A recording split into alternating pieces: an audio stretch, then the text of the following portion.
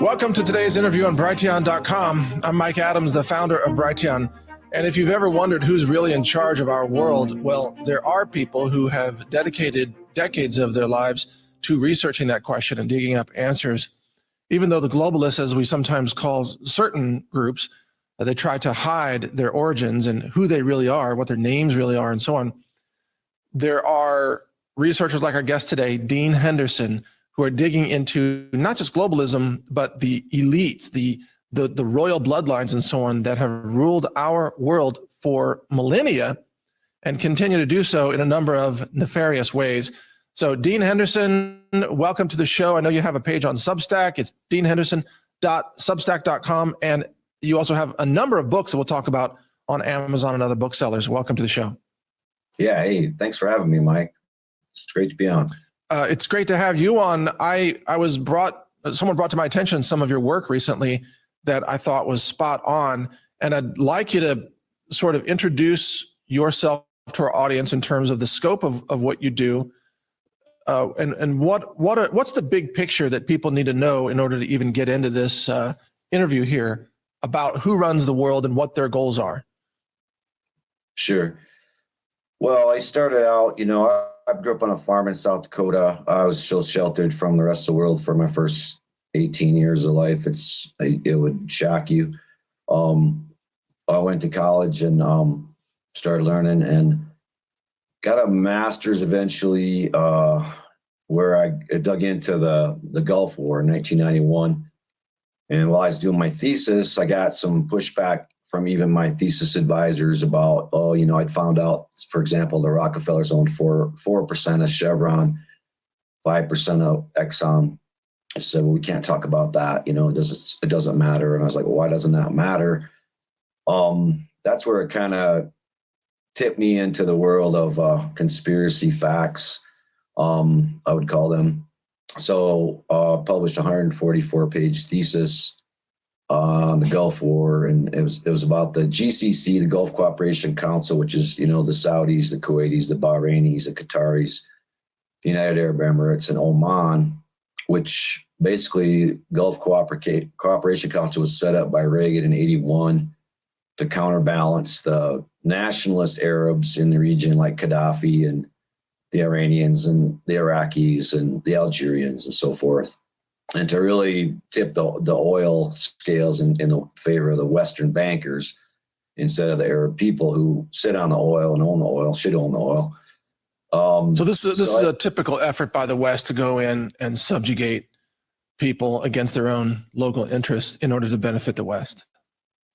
Yeah, absolutely. I mean, what's going on in Israel today is it's a result of 75 years. You have to realize Israel is the latest colonial project for these people. So, they've colonized the entire planet. We can get into the whole 8,500-year history of that and how they've kind of farmed humanity and robbed us of everything we have, including our land.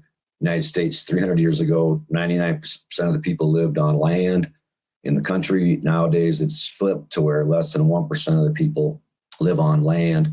So they've literally stolen our land. The short story is they've literally just stolen our land and all our resources, and they continue to do so. So Israel's the latest colonial settler project, and that's why it's the most raw.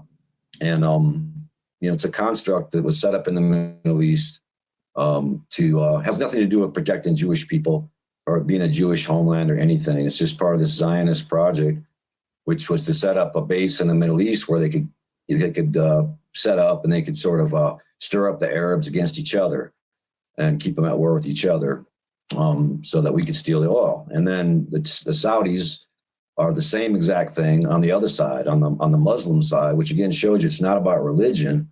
It's about the Balfour Declaration, 1917, letter penned to Lord Walter Rothschild by this Arthur Balfour, wanting to set up a Jewish homeland in British Palestine. And then it's about the Treaty of Jeddah, which set up the Saudi regime and all these little emirates. And beneath those emirates in the Saudi Arabia, that's 42% of the world's oil. So, it's just all been a colonial settler project from day one. They use settlers to go in and they put them in harm's way, and they let them do the fighting for them. And yeah, man, they just count the money in the city of London, which is the base of operations for all this, which is the entity that's behind not just Israel, but the United States government at this point, which uses like a Hessianized mercenary army to protect its interests. We're not protecting anybody's interests by going into Israel. We're not protecting any American interests by going into Ukraine. We're protecting the city of London's interests. So we're pretty much a mercenary force for this banker cabal in the city of London, which in the end is controlled by bloodlines, these old bloodlines. And it's the Anunnaki crown is what it is. That's what I call it, because Interesting. they came here from, somewhere else into Samaria 8,500 years ago. And the first king on the planet was King Sargon in Samaria. And that's a fact. And the whole idea of kingship is the idea that somehow, because of your blood or your blood type or your DNA, or maybe your genetic makeup, or the fact that you're part hybrid alien, maybe, you have the divine right of kings, over people to do whatever you want. And then they launched religion to hide behind. They hid behind the Catholic Church for a time. They hid behind the Protestant Church for a time. Now they're hiding behind science through the Royal Societies. So it doesn't mean religion's bad. Doesn't mean science is bad. It just means these people have hijacked these things and hidden behind it, and use it as kind of a shield of, to give themselves some sort of moral justification for their colonialism. Nothing more than that. No, first of all, this is fascinating, and I want to encourage people to check out your books on Amazon and Barnes and Noble. Again, folks, our guest is Dean Henderson, so a pretty easy name to look up there. But it seems to me, Dean, that what the globalists have done here, or these, maybe that's not the right term, these bloodlines, these elitist bloodlines, that during this 8,500 year history, from most of that, they wanted humans to populate. They wanted people to reproduce, and so that they could exploit the product of the labor of the people, right? They wanted people to produce and expand and colonize, and then they could tax all of that, and they could, generate new technologies that perhaps the globalists could use and so on. But now it seems to me that it's shifted, where they've gone into extermination mode, where they want a much lower human population. Why, in your research, why is that happening now? Yeah, it's a really good question, a really important point, because you gotta kind of think about it and think it through. And if you think about it and think it through, the major infrastructure on this planet has already been built, and that's what you're talking about, what they needed us for. I mean, they were, this same bloodline was behind the Royal Africa Company, which was the biggest slave trader by far. It ran 95% of the slave trade. East India Company ran the other 5%. Both of them controlled by the same bloodline families. They were behind the genocide of not just the Native Americans, but indigenous people all over the world, because as soon as the Knights Templar ships started sailing, those were shipbuilding was a big deal. And when they got the ships, when they got the big ships, then they could go all around the world, and they literally looted all these, everything, precious metals, precious gems, cultural, they studied the Indians. They actually learned the nature of reality, because they didn't understand it. So they do know the nature of reality, but they don't teach it to us.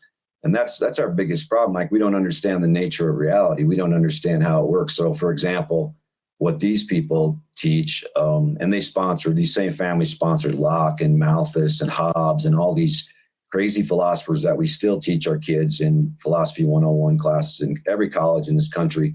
And all these people have this real dark view of humanity and of human nature.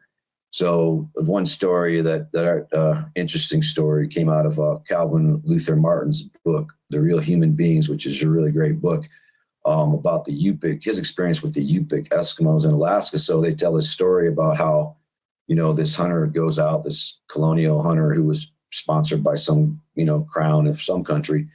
And he sees a bear get up and stand on two legs and in front of him while he's just walking down the trail, and he just shoots him. And the head goes back to some castle in Europe, whereas the Yupik, the bear would stand up and they would talk to the bear and they would say, hey, you know, we got plenty of berries for everybody. Let's just let us ease past you here, and everything's fine. And that's the nature reality. The nature reality, as Indian people know and Native people know, is all about relationships, okay, and reciprocity. So if you are in relationships, and if you see yourselves in a relationship, not just with humans, not just with your immediate family, but with trees, with other animals, with rocks, with the earth, with the sun, with the moon, with everything, then it becomes a different perspective that you have on things, and you take care of everything, and you're responsible, and you realize that you owe a lot to these other creatures that sustain you. And it's not some spiritual thing like the left tries to make it out like some woo-woo Indians are real, ooh, they're so spiritual. Not really. It's just science. Okay, it's real science. It's not fake science. It's action reaction. And these other people, they come in with this mindset of sort of like, let's just get as much as we can. They don't see a circular relationship to things. They see a straight line, and they just go straight down the line, and they're greedy. They just make money. They don't look behind them. They burn bridges. And this is what we're dealing with, this kind of mindset. And what happens when you live like that is you're miserable. You don't have a happy life. You don't have a good life. You're not successful. You may be successful in terms of money or something else, but you end up destroying the earth, destroying your family, destroying everything in your path. And it's just like the Aurora Boreas. It's a snake eating its own tail. And this is the situation we have now. Dean, that does describe, you're describing, of course, at least Western civilization for sure. I want to ask you about more than that, but the U.S. empire and Western forces, the British Empire before that, were all about just domination, slaughter, pillaging, stealing resources, taking over countries. That's how the U.S. has operated since post-World War II. It's just been coercion, bombing, killing, slaughtering, assassinations, economic sanctions. And yet it seems like in a sense that there's more resistance against that globally, like the U.S. empire is on its last legs, kind of like the British Empire was. But I do want to ask you, what's the relationship between these elite bloodlines, the power they have over the planet? What's their relationship with three things: China, Zionism, and Russia, based on your research? Yeah, those are all really interesting questions, and I'm afraid I don't have the answer to all of those. I can tell you that they're definitely behind Zionism. I can tell you that they hate Russia, and they always have. And China's a kind of a wild card. I mean, David Rockefeller used to talk about the China model when he talked about, setting up these cheap labor camps and, this surveillance state with cameras everywhere. And certainly that's what the Chinese have done up to this point. But I think China right now is in a transition where, because China is the most interesting one of those three questions you just asked. And China with Xi Jinping, who seems like more of a Maoist, like straight up, not, he's just tired of the West. He's tired of, sort of placating Walmart and letting them come in and exploit their labor for cheap, and then, making things for us for cheap. And it kind of, in a way, it looks like China might have played these guys, because we pretty much developed the country. Chinese middle class was born. They could drive cars. They could all of a sudden have this standard of living that the West has. And we always thought we were playing them, or Kissinger and his buddies did anyway, because Kissinger, when he did détente, with the Chinese in '73, that was all about, it was about two things. It was about, depopulation. Okay, you only have one child policy, and we'll do things for you, and we'll bring you these industries, and you provide cheap labor. And Deng Xiaoping carried that policy out. Many people won't know that Mao called Deng Xiaoping a capitalist rotor. He said, this guy's going to sell you out. And he kind of did. But I just think the new guy's different. And I think the incident at Wuhan, and all these bio labs that the U.S. has set up in and around China, in and around Russia, but especially the one in Wuhan, look, that was the U.S. military, straight up. That was DARPA. That was the Wellcome Trust, which is the Crown's biggest charity, which is run by Jeremy Farrar, who's now the chief scientist at the World Health Organization, and by Fauci. And they were, checking out this gain of function research, which should be totally illegal everywhere and was banned in the United States by President Obama. So they had to take it offshore. Well, the Chinese know what happened because the first interview and the only interview I ever saw with the Chinese during COVID was early in the thing. And they said, that's what the guy said. He said, the U.S. military brought this to our country. And they had those World Military Games in October, and that's where they brought it. And there's also some use of 5G in conjunction with it because they rolled that out in Wuhan. And there's something to do with parasites. I believe they're activating some kind of parasites in our bodies with the 5G frequency.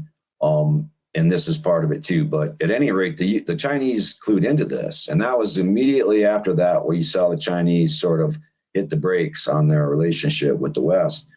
And because they just realized, yeah, we're trying to kill them. I mean, we didn't release that in our country. We released it in China. So that they consider that an act of war.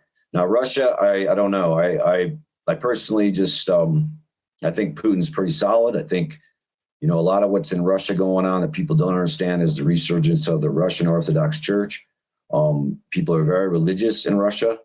At this point, just the opposite of the West, where religion is just kind of this antiquated concept for most people. And he doesn't allow 5G. They took down a bunch of towers after realizing it was hurting people. They don't allow GMOs. I don't know. I judge people based on their actions. All right, Dean, apologies. We just got cut off there in terms of bandwidth. Our fiber optic lines got cut. We've reestablished. So whatever you were talking about there is certainly interesting to a lot of people. But I wanted to ask you this question anyway. So let's segue to this, which is, what's the end game? Because I see on your website, here you have a headline, Dean and Jill Henderson, Illuminati Agenda 21, the Luciferian plan to destroy creation. And that was on the Richie Allen show. I mean, that's a pretty big end game, but is destroying humanity just an interim goal, or what are their goals here on planet Earth to start with? Well, they've been here though. I mean, they've been here the whole time to sort of farm us. Okay. So first they did slavery and just flat out just forced people to work for them. And then when that got unpopular enough, and they got some resistance, then they went to this kind of slave wage system that they operate under right now, which is, well, we don't have to house the slaves anymore, feed them. We just pay them kind of a pittance of a wage, and they'll just think, man, everything's great, and they can go out shopping in our malls, and then we can make some more money. And yeah, I think your point at the very beginning of this interview is right. I think that now that the infrastructure is built, now that it's all kind of built, they don't really need as many people, especially men, which is why there's a war on men right now, if you haven't noticed. And so they want to take people out, and they want to depopulate, and this is what this whole Agenda 21 is all about, and Agenda 2030 now is all about. But the reason I call it Luciferian is because I'm of the belief that these people are Anunnaki. A synonym of that is Nephilim. Another synonym of that would be AI, or the devil. Take your pick. But these people are not from here. They don't believe in God's creation. They don't, as I said before, understand the nature of reality. They don't count their blessings. They only complain and look for more and more and more. They can never be happy. They can never be satiated. That's because they're fallen angels. That's because and that's why they make vaccines, because they say, oh, your immune system is shit, and it's all about germs, and you're dirty, and humanity's terrible, and it's your fault. And so mask up, slave, and take your vaccination. And the vaccination is just scientific, fake science, trying to usurp the creator. The same with GMO crops, the same with splitting the atom. They could have done nuclear fusion, which, puts things together, and we could have free energy, but instead they did nuclear fission, which breaks things apart. They could understand that the universe is an electric universe and consistent of plasma as one of the major elements, but no, they focus our attention on particle physics, which again is breaking down things into smaller and smaller pieces until now they're running around this racetrack at CERN trying to find the God particle because they're insane. Right. But they don't believe in God. They don't believe in creator. They think that man, and this is the whole Masonic credo, right? read Albert Pike, and he talks about Lucifer, the light bearer, like he's the good guy. And so they really just believe that we as human beings shouldn't believe in a God, and we should become the gods. But Dean, I want to ask you more about where this is going on a cosmic scale, because I've been tracking some of this for quite some time. I gave a presentation in 2019 called the Oblivion Agenda, which said that Earth was being prepared for a post-human future. Mm-hmm. And part of that is terraforming. So under the guise of climate change, they are engaged in terraforming operations, for example, to pull CO2 out of the atmosphere and make Earth a much colder, much dimmer planet, even polluting the skies with stratospheric aerosol injections in order to block the sun. Mm-hmm. And I couldn't help but notice, and I spoke about this in 2019, that they're trying to change Earth into a planet that would be like a planet much farther from the sun. Right. Like Mars, for example. And these terraforming operations are going on right in front of us. It's all being done under the name of climate change. Is terraforming part of this, and in your research? And if so, then what does that mean? I mean, clearly something other than human intends to colonize Earth next. Or at least that's my leap of understanding. What do you think? No, I think it's definitely part of it. And, Saturn is a long ways from the sun too. Yes. And but yeah, I mean, I think terraforming is a huge part of it. I also think that the whole transhumanist agenda fits right into that, because, it's not so much that we're going to be, taken over by AI. I mean, that whole story that's been floating around lately, AI is going to take over the world, blah, blah, blah. It's a red herring. Because in fact, what they're going to do is they're going to use that problem reaction solution. They're going to say, because AI is going to take over the rest of the world, we have to connect everything to the blockchain, and we have to be able to verify everything, and with a trust stamp or a truth stamp, or, then we can take this thing back. But what's really happening is they're assimilating us into the cult, into the AI cult, into the Nephilim cult. And you can see that with television now. I mean, increasingly the movies, the television, it's just all satanic. You can see it. They're marching out the bloodlines to run the companies now openly. The other day I was watching the CNBC Business Channel. I saw this guy, Wells Fargo's CFO. His name's Massimo. Well, Massimo is one of the old Italian black nobility families. And by the way, Wells Fargo was founded by the Massimo family and the Wellesley family, as in Wellesley College, which is supposedly this liberal college, right? And so they're, and the Khans, Khan, the mayor of London is a Khan, the president of Pakistan, prime minister was a Khan. These Khans are coming out, Khan. That's a big bloodline name, because they're not all white Europeans, these bloodlines. Li family in China is one of the big bloodlines, LI, and they ran the Tang dynasty. And it was with them that the Rothschilds traded over the Silk Road back when the Rothschilds were known as the Baccarat family, which was just, post Babylon. And then they became the Bauer family and worked for the German House of Hesse. And that's where they got their wealth. And then they married into the royal families. They weren't originally one of the royal bloodlines. They weren't originally in the club, but they married, and they borrowed money to monarchs to marry into it and become part of the bloodline. So they were trading with the Li family. There's also the Sikhs. The Sikhs are an interesting bunch. The guys that wear turbans, they all have the same last name, and that's a big bloodline in Asia. So, but Dean, Europe, I mean, this is fascinating. But allow me to interject. I'm still wondering, when these people get together in their own secret rooms and secret conversations to plan what's next, what are they saying to each other? Like, 10 steps to conquering the world, and we're on step 7. What's next, and where does this end? Right. Well, I think the COVID martial law experiment, it failed, and give credit to us. Yeah. Give credit to the resistance, because we backed them off. They knew they had to back off. Especially, I'd say the Canadian truckers deserve special. They should get an award. We should have an award ceremony for those guys.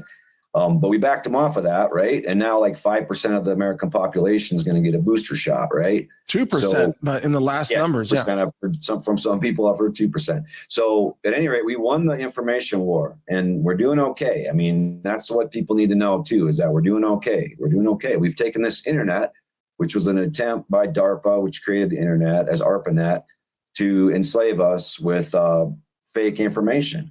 And we have taken that and we've thrown it back in their face, and we've gotten the real truth out there, amazingly, really. And they underestimated us the whole way, and they didn't think we could pull it off. And that's why they have to censor people. I got knocked out in 2019. My left hook site just disappeared. My bank account was frozen. I got it knocked out back in 2014 as well. But when they get together, they're going, oh man, that didn't work. So then what do we do right after that? We pivot immediately to Ukraine. Right. And so their whole 5G, fourth industrial revolution wet dream is falling apart, because these people are not as smart as you think. Don't give them too much credit. They're really inbred to the point where they can't even think straight. That's the fact. And they're not as smart as we are. We're smarter than they are, way smarter. So that didn't work. The electric cars, oops, Russia's got all the nickel. We can't build batteries. None of this stuff's working. A lot of their stuff not really working like it's supposed to, right? So what do? They bail out of the COVID thing, which the big part of the COVID thing was to push forward the fourth industrial revolution, right? Get everybody to shop online, stay home, stay out of stores, shut the little restaurants down. Okay, a note to the audience here. My apologies. We have had now two glitches of our communications and our recording system here today, talking with Dean. And so we're restarting. This is the third attempt to finish this. I don't know exactly where we left off. So Dean, let me start the most recent question again, which is that I couldn't help but notice in looking at the treatment of the Palestinians by Israelis in Gaza Strip, that so many properties of Gaza resemble so-called 15-minute cities, which are being pushed by the climate cultists and the climate globalists as a means to trap and enslave people, and then to monitor everything, to control what they view, to control their food, to control their water, control their travel. I mean, we've even seen outright calls for that under climate change agendas to say, oh, you're only going to be allowed to take one plane ride every 3 years. You're only going to be allowed to buy 3 items of clothing. I mean, there are over a dozen U.S. cities that are now on board with this, and meat will be banned. You won't be able to eat any meat. I mean, this experiment that Israel has been running against the Palestinians in Gaza, it seems to me that this is a pilot program for a globalist experiment of how to enslave and exterminate billions of human beings, starting with 15-minute cities. Does that resonate with what you're seeing? Yeah, absolutely, Mike. That's why a lot of U.S. troops and European troops have been sent to Israel to train in urban warfare, because this is exactly what's coming. And there's, every neighborhood's going to have these thugs running it and keeping us down. And also the other aspect of that is Israel, the ultimate goal of Israel is a greater Israel. So, that's why Egypt won't open the border. I mean, they'd have to be nuts, because once the Palestinians get pushed out of there, they're not going to let them back. That's right. And they don't care if they kill them all, if they jump into the ocean, or if they go to Egypt, to the Sinai Peninsula, and live in refugee camps. They really don't care. But also they've already got the Golan Heights. They want parts of Jordan. They want parts of Lebanon. And so, and another thing, important thing about Israel, you have to realize, it's just Jordan Maxwell pointed this out brilliantly one time. I mean, it's so true. Israel, if you look at the Eurasian landmass, all the way from, say, Oslo to Singapore, all the way from Vladivostok to, say, Namibia, on cross angles, where that's all one landmass. Guess what sits right in the very center? Israel. Mm-hmm. Right. So Israel is always going to be, and that's why the Bible was wrote about Israel, because even back then it was important. I mean, the Bible could have been written anywhere, maybe, but there was a number of things that areas it could have occurred in, but it occurred there because it's always been so strategic. It's always been a smuggling route, a trade route. They cut almost the diamonds in the world are cut in Israel, and all kinds of stuff goes through there. So it's they need this place in the Middle East. And another aspect to consider, which I believe is coming, is they're going to build. There's probably the Temple Mount is going to get dusted in this next round, and that could precipitate really bad things. Right. But this third temple they talk about, which is being built by the Rothschilds, which Israel was founded by the Rothschilds. This is where they want the seat of world government, for the reason I just explained. And my view is that the ultimate goal is to get rid of nation states completely and have a world government based in Israel. my candidate to run that right now is definitely Prince William, because Really? Prince William is not Charles's son. Okay, he's Diana's son, and she had a tryst with King Juan Carlos of Spain. And it wasn't so much a love affair at all. It was just a eugenics project, because that's these people do. So, King Juan Carlos has the Bourbon, the Frank, the Merovingian, and the Habsburg bloodline. Diana has the Stuart, the Sinclair, and the Merovingian bloodline. It's a very powerful bloodline. If these people are Anunnaki hybrids, then they want the ruler of this global thing, and he'll be introduced as the return of Christ, probably. The Antichrist. Yeah, but he'll actually be the Antichrist. Exactly. And if you look at Willie, I mean, he's got an elongated skull. I mean, he just does. I mean, if you can't see that, you don't have eyes to see. And he's bald at the age of 10. So I don't know. There's all these different things going on. Yep. Yeah. Well, the events taking place right now do have a biblical feel to them, or almost a prophecy type of feel, especially when you talk about maybe the destruction of the Al-Aqsa Mosque and the building of the Third Temple and so on. But isn't it possible that Israel and the West have massively miscalculated? They have overplayed their hand. The U.S. military is actually very weak. We saw Janet Yellen yesterday saying that the U.S. can afford a two-front war. Well, in reality, the U.S. can't afford even a zero-front war, because the U.S. is broke and has run out of munitions to send to Ukraine, much less to try to send much of anything to Israel.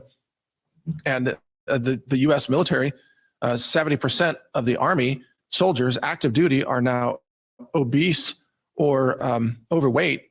So what are you going to have, like the fat squad rolling in with no ammunition?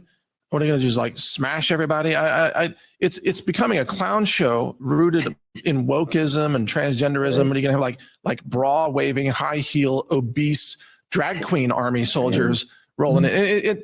Versus, by the way, Hamas fighters and Hezbollah fighters who, no matter what you think of their politics, and in my view, those are terrorist organizations, clearly, but they are fit, they are hardened, they've lived in very hard times, and they have nothing left to lose, and they are actual fighters, warriors, who will outfight any number of Western soldiers, including woke Israeli reservists who just want to make TikTok videos and play with video games, and they're about to find themselves in a real war in tunnels underneath Gaza. But anyway, my main question is: has the West overzealously miscalculated their strength? Absolutely. It's and Biden, he's dangerous. I mean, he needs to be sort of immediately removed from office, because this ain't corn pop. Right. I mean, this is serious, and he's always been this guy. He wants to be the tough guy. He's not a tough guy, obviously, but he wants to come off like this tough guy. My God, we've sent 2 aircraft carrier groups. We sent 2 more Navy ships today, actually ships full of Marines, troops. Sent 2,000 troops on standby, they announced this morning. Here we go again.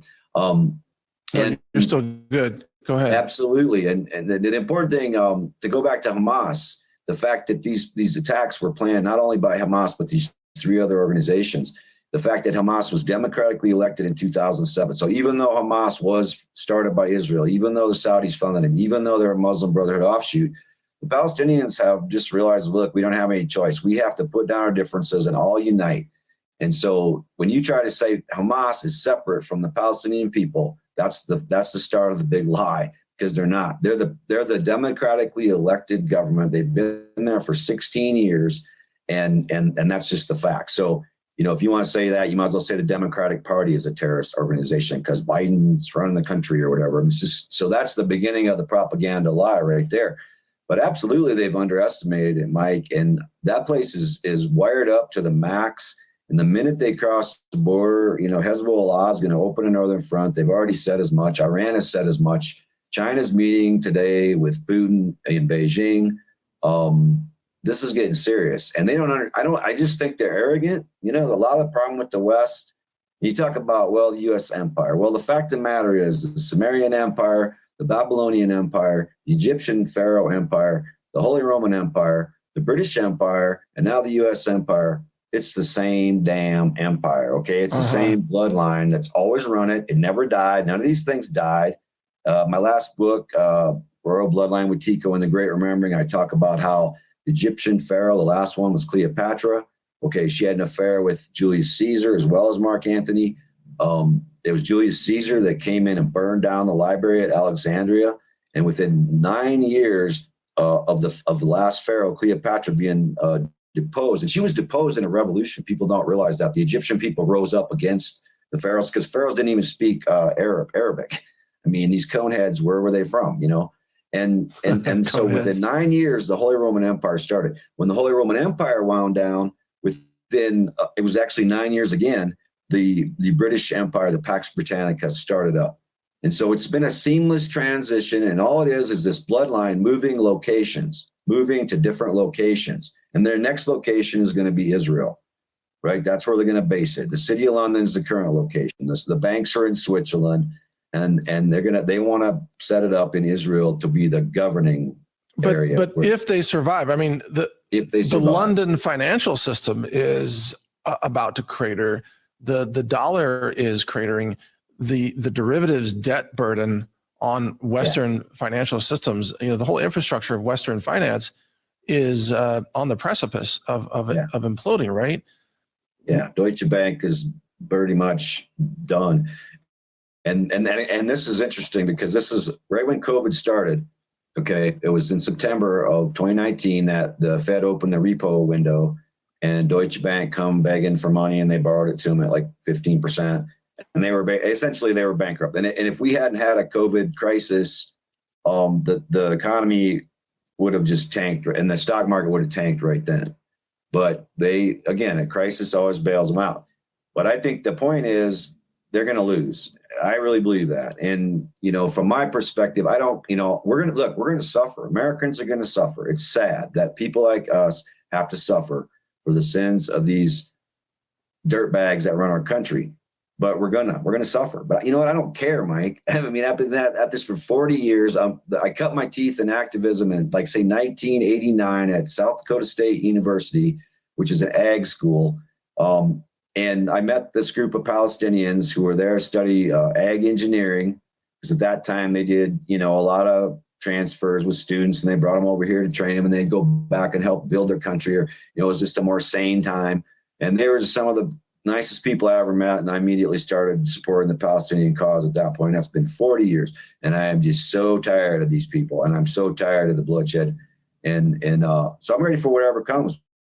But it could very well be, ironically, as Edgar Cayce pointed out and many others, that Russia, China will save the day, and that America going down. But as long as the bankers go down with them, I'm fine. And when we got cut off earlier, we were talking about China, and this is a critical question. Has China turned its back on the bankers? You know, because they tried to use it as this surveillance society model, this cheap labor model. But has China now broken with the Illuminati, with the families? And my sense is they have, but I'm just not sure yet. Nobody knows until it's crunch time, but we'll see what happens. But there's going to be really tough times coming here. I mean, not in months, but in weeks. And we're at a crossroads here where maybe we have the best chance ever of taking these people out, like forever, because that's all we got. And we have to do it. I don't care. It's been 8,500 years. The same bloodline comes to Earth, enslaves humanity. The Sumerian clay tablets, the oldest language in the world, the cuneiform tells us that the Sumerians said they were forced into agriculture. So, and then these coneheads go and run the cities of Babylon and Ur and get fed for free, and then form Babylon and all this other stuff, and on. But they've just, for 8,500 years, they've abused us, they've farmed us, they've beaten us bloody, and we've taken it. And there's been resistance all the time, but we need a bigger awareness, not a resistance, but an awareness of who's running the show, which is why I dedicate my life to the head of the snake. Who are they? It's the Habsburg family that really you'd have to point to is the one, the name of the bloodline. Okay, I'm just going to name it as the Habsburgs, because Constantine the Great was a Habsburg. He's the one in 225 AD that usurped the Catholic Church from Peter back when it was good, back when it was Jesus' word, and turned it into something that's just corrupt and everything else. He's the one, or it was Charlemagne. Charlemagne was a Habsburg. They say every president in the United States is related to Charlemagne. Well, she's a Habsburg, and the Habsburgs are definitely the most powerful. Let me ask you what about the Pope entity creature, and the Vatican, the role of the Vatican, and the city of Vatican City and the Club of Rome and all of that. I mean, what's the links with the bloodlines there? Yeah, for sure. So, again, once Constantine the Great had co-opted the Catholic Church, he started issuing all these papal bulls. Many people don't know that before that time, in 225 AD, Christ wasn't considered a Messiah. He wasn't, he didn't want to be considered a Messiah. He said, each of you have to take the responsibility to be the way, the truth, and the light. The way, simple living, traveling in the mountains with nothing on your back. Okay, so that's the first thing. Don't get enamored with possessions. The truth, tell the truth, including talking and speaking about the powers that run this world in a satanic way, which he did and was killed for it by the Habsburgs, who have this spear of destiny in their castle in Belgium to this day. And supposedly they gave it to Hitler, and supposedly they just gave it to Klaus Schwab 3 years ago. So it's this whatever magic thing they think. They got nothing.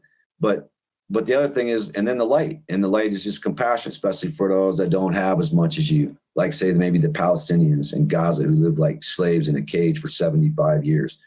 So once they took control of the Catholic Church, and then they hid behind it, and then they said, well, and that's what makes people hate the Catholic Church. The Pope is an invention of these people, of course, but there was a falling out. It's important to know in the 12th century, 13 something, yeah, whatever that is, 13 something, can't remember the exact year, but Pope Clement got together with King Philip of France, and they went after the Templars. And the Templars were not, people think that was a religious order or something because they listened to too much CIA on the History Channel, which is pretty much all that is anymore. That History Channel is all CIA people. And they want to tell you that aliens are our saviors and stuff like this. And they were so smart and they brought us all this great science and whatever. It's just lies, okay? But propaganda. And so they want you to hate the Catholic Church. Why? Because the Catholic Church, despite all its problems, is probably the most powerful organization in the world that could oppose the Illuminati. That's why they marched out Dan Brown and all his movies and books and all this stuff. But they hid behind the Catholics for a while. Then when there was this falling out and they went after the Templars took their loot and they went to Venice. And that's when the Venetian banking families got going, the Bancos, the De Medicis, the Bards. And they established the idea of fascism, where they grouped the power of their families together with arms, and they kept the people at bay, and they pretty much ran that region.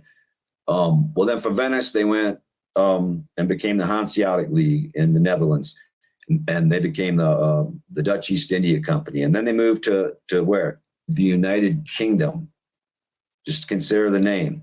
That's what it is. Okay, that's where the royalty, the bloodlines, the kings and queens, and all their dukes and lords, and if you got a title, you're a bad person. I'm sorry. You did bad things. That's why you get the title. And so they moved to the United Kingdom. Why? Because it's got a rocky coastline. It's an island. At that time, they had the ships and nobody else did. And they could sort of establish themselves there and keep their money safe. So the Templars took their money mostly to Scotland. And then they got help from the Sinclair family, which is one of the bloodline families. And they moved it into the city of London when William III took power. And after the Magna Carta had been signed, which, was supposed to be this great liberating thing that, got people out from under the yoke of the monarchy by sort of including the landowning class, which really weren't any better. But in fact, what it was they just went into cahoots with each other, and the British people got, absolutely nothing out of that. So they brought the money into the city of London. So when they were in Venice, they got behind Martin Luther, because the reason they did is because the Protestants said that, you don't have to do good deeds to go to heaven. You can just, kind of be a shithill. And as long as you say Jesus is your savior, boom, you go to heaven. Kind of like what all these evangelical people do nowadays, which to me is sort of all CIA stuff. But that's why they got behind Martin Luther, okay? And they called it the Protestant Reformation. which, Reformation of what? And then then they got behind, once they got the money into the city of London, William III, the Scottish, loot that came from the Templars when they were ousted.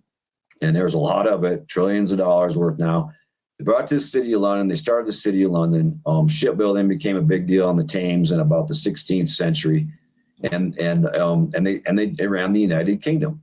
And then they got behind at that point, because the Freemasons and the Templars, are pretty much the same thing.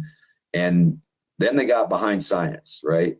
And here comes the open Luciferian rule. And so the Royal Societies, whether it's the Royal Society, whether it's the National Geographic Society, which keeps repeating this lie that, survival of the fittest and, blah, blah, blah, or whether it's the, Royal Physics Society, which keeps us on this particle or physics the Smithsonian. Train. Don't forget about the Smithsonian, role. which stole everything and all the bones from Indians and tells lies about history as well. And they just keep, and so they just kind of figured it out. Okay, well, wait a second, this will give us more legitimacy than religion, because people are kind of getting, they're wondering about religion. Is it really real? So now we'll go to science, And so now the current manifestation of what I see, Mike, is wokeism. Now they're hiding behind wokeism. Right. And everybody thinks and you're somehow, seeing so-called men of science pivot to wokeism, like Neil deGrasse Tyson, right? Boom. Typical guy. He's supposed to be driven by evidence and science and facts. And then all of a sudden it's like, and transgenderism is all real and good and everything. Like, wow. Right. And by doing this, they're usurping the real left. They're knocking the real left out. They're pushing it out of the way. So, I mean, I'm talking about, again, people like Gaddafi, people like, Che Guevara, people like, there's been a lot of them. Okay.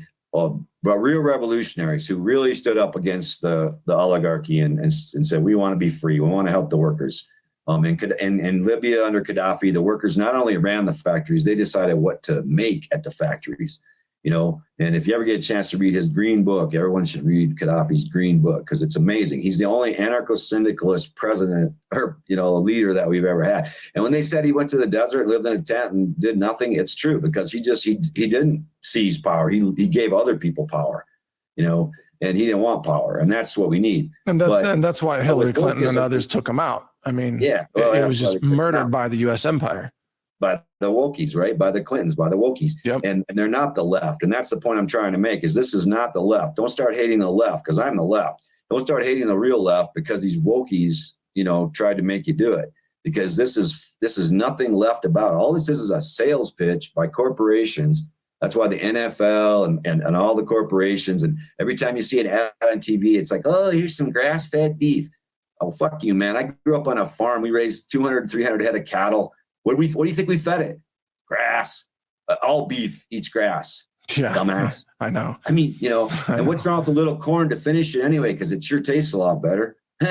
So what's wrong with corn, right? So, but it's all about virtue signaling. There's nothing behind it. There's no, and in fact, what it does is it takes us away from the conversation about class, right, Mike? I mean, it instead of talking about class and how BlackRock and Vanguard own every corporation in America and how that's the crown money in America hiding, and they control everything, including the Biden administration, who's just full of BlackRock executives. Used to be Goldman Sachs ran it, right? They ran administrations for years. Well, they were the Hofjuden, right? The married-in Jews that helped the oligarchy. Now it's again, they're just out in the open. We're just going to send BlackRock in directly and just run everything. Yeah. And we're supposed to, and they're the ones doing the ESG scores. BlackRock. That's who's behind it. And I noticed, Dean, I notice also right now, both RFK Jr. and Donald Trump are offering 100% support for Israel, unlimited funding, send whatever money they need. And of course, Biden, the same thing. So there's nobody that's a viable presidential candidate in the US that is willing to cut off all of this money being sent to Israel, which built walls between Israel and Gaza, while there's no money for walls on the US southern border. I mean, the obvious hypocrisy, but everybody that is vying for president of the US is pro-war. That's the sad truth. That's the key. The Democrats are the war party. Obviously, right now they're pushing it, but they're all war party, and that's why people just gotta and they use social media. LifeLog, the day it shut down, LifeLog was a DARPA operation. it became Facebook. The very day LifeLog shut down, Facebook started under Zuckerberg. Okay, so the social media is really important to reinforce the idea that there's these two parties and they're so different, and there's this right and this left, and they're so different, and we're all supposed to pick a camp and get in that camp and stay there and then fight each other, right? And then just go at each other. And this is what they're doing with social media. They're literally tearing apart the fabric of society. At the same time, they're creating this hive mind where everybody thinks the same. And if you don't, you get deleted, you get attacked by the mob. You know, if you have a mind, if you think for yourself, it's not acceptable to do that anymore. So there's nothing left about any of this. There's nothing progressive. There's nothing socialistic about any of this. I haven't seen any wealth being redistributed, you know, for quite some time. So it just kills me to hear that, you know, somehow the left is doing this, the left is doing that. I mean, no, this is just corporations selling you. They're trying to sell you. Why? Because they got freaked out by Bernie running in 2016 and almost winning the primary. And they said, well, we got to do something about that. We got to appeal to these people, but we got to keep them in a box. We can't let them talk about class. Oh, I know. Let's have them talk about gender. Let's have them talk about Black Lives Matter, which is a George Soros organization, which is run by a woman last name Khan, Khan. No Khan kidding. family. Same people that created ISIS, same people created Al Qaeda, same people created Mujahideen. It's like a terrorist incubator that they run in Pakistan, the Khan family. Wow. So it's a ruse. And what we got to remember is it's just a ruse. And so there's a lot, it's like the Who song, you know, don't get fooled again. And I just swear to God, we just keep getting fooled, Mike. Yeah, that's absolutely the case. And that's why we're glad to be able to talk with you today and try to give us a bigger picture perspective. And it's so easy to get caught in the tribalism of left versus right. And at times I'm guilty of that myself, but I always try to step back as much as I can and say, wait a minute, we're all being manipulated here. Like we're caught in the reactions to the scripts that the globalists have already written. They are playing all of us every day, including with this war in Israel. It's all part of their script. They needed this. They engineered many of these events, including 9/11, for example, completely engineered event in order to achieve their goals. But Dean, we're out of time. I want to ask you to kind of, how do you put an end cap on this today? What do you want people to remember from this interview? Well, I just like say that, you know, what the answer to all this, Mike, is two things. The answer is, first of all, learn to understand the nature of reality. Don't get caught in the screen trap and spend all your time on computers and internet fighting with people about stupid things. Go outside, look at the trees, the rocks, be grateful. Every day, get up, be grateful for one thing. I was grateful for the coffee plant this morning, best plant I know. And also, I just want to say people need to unify. Yeah, people need to unify outside of the two-party system, outside of politics. It's not about religion. It's not about sectarianism. It's not about, you know, dividing people. The only answer to taking on this head of the snake, this one bloodline, this Habsburg bloodline that runs the world and has for 8,500 years, is to unify, become aware. Once we become aware, once everybody's on the same page and goes, wow, that really did happen. Oh my God, you know, and it did happen.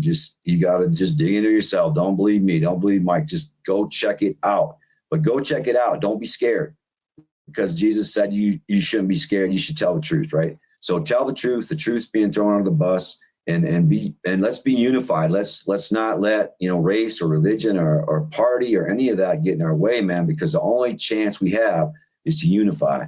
And I really appreciate you having me today, Mike. I appreciate the work you've done over the years. Thanks, brother, for being in the fight. Thank you, Dean. This has been a fascinating conversation, and I'm with you on this main point, which is, you know, when one tribe fights another tribe, like Palestine and Israel, the globalists are laughing all the way. They don't care who kills who. It's just human beings killing each other, and that serves the interests of the elitists who are in charge right now. But maybe we have an opportunity to set humanity free from that global planetary scale enslavement. And I think, Dean, that it's people like you and your work and research and writings that are going to help wake up humanity. So thank you for all that you do. Appreciate it, man. All right, brother. Thanks for having me. All right. Keep up the good work. Thank you so much. And folks, the website is deanhenderson.substack.com if you want to follow his work and check out his books on Amazon, Barnes & Noble, and other booksellers. Again, Dean Henderson is the author name and our guest here today. And I know we've covered a lot of interesting topics here, some controversial topics for sure, but that's what we're here to do on Brighteon.com, our free speech platform, which is not afraid to ask the really big questions like, why are we here? How did we get here? Where is all of this going? And what should we be attempting to do as human beings to establish freedom and dignity for all human beings? And that's where I'm coming from as well. So thank you for watching today. You may repost this interview on other channels and other platforms, or just share this link on Brighteon.com. Bless you all. I'm Mike Adams. Thank you for watching today. Take care.